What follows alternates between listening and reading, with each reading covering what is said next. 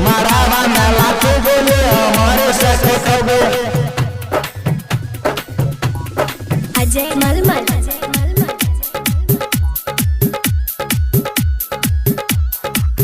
जोबन चौड़ा दुआरा पे बारात लेके तोगे मारावा में लाते गोले हमारे से खैतोगे।